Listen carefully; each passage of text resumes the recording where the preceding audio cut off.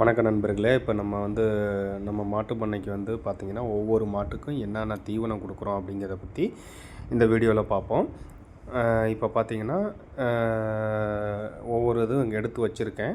ஒரு 5 வகையானது. அது பெல்லட்டு பார்த்திங்கன்னா ஒரு 300 கிராமு. 300 கிராமில் அதில் 300 கிராமில் 600 கிராமு பெல்லட்டு வைப்பேன்.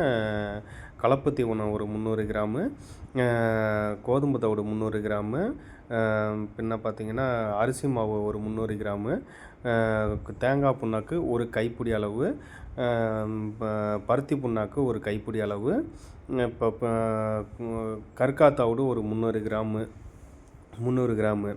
பின்ன பார்த்திங்கன்னா இதில் ஆவினில் கொடுக்குற இந்த உப்பு, என்ன உப்புனா அது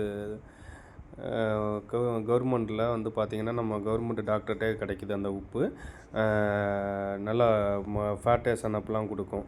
அந்த தாது உப்பு இது மாதிரி எடுத்து வச்சுக்கிட்டிங்கன்னா ஒவ்வொன்றுக்கும் கடல புண்ணாக்கு பார்த்திங்கன்னா ஒரு கைப்பிடி அளவுக்கு வச்சா போதும்.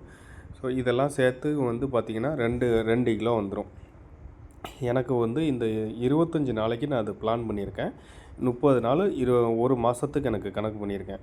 இந்த இது எல்லாமே மொத்தம் இன்வெஸ்ட்மெண்ட்டு பார்த்திங்கன்னா 6000 ரூபா வந்துச்சு. 6000 ரூபா வந்துச்சு. 4 மாட்டுக்கும் இதே மாதிரி லெவலுக்கு கொண்டு போகணும். இது ஒரு மாதத்துக்கு இதை கண்ட்ரோல் பண்ணிட்டோம்னா நம்ம பால் ஊற்றுறதுக்கு மிச்சம் பண்ணலாம். ஒவ்வொன்றும் 300 கிராமு பெல்லட்டு மட்டும் காலையில் 300 கிராம், இது காலையில் 300 கிராமில் 2 டப்பா வைப்பேன். மொத்தம் 600 கிராம், 1/2 கிலோவுக்கு கூட ஒரு 100 கிராம் கூட. இந்த சப்ளிமெண்ட்ரி பார்த்திங்கன்னா நல்லாயிருக்கும்.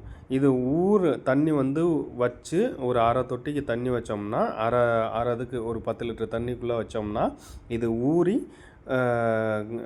ஒரு 5 லிட்டர் தண்ணி ப்ளஸ் இது முதிச்சு வர்றதுனால 2 கிலோ மொத்தம் வர்றது 6 கிலோ வரும். முதிச்சு வர்றதுனால 6 கிலோ வரும். ஸோ மாடு நல்லா சாப்பிட்டு நல்லா கெயின் ஆகும். ஓகே நண்பர்களே.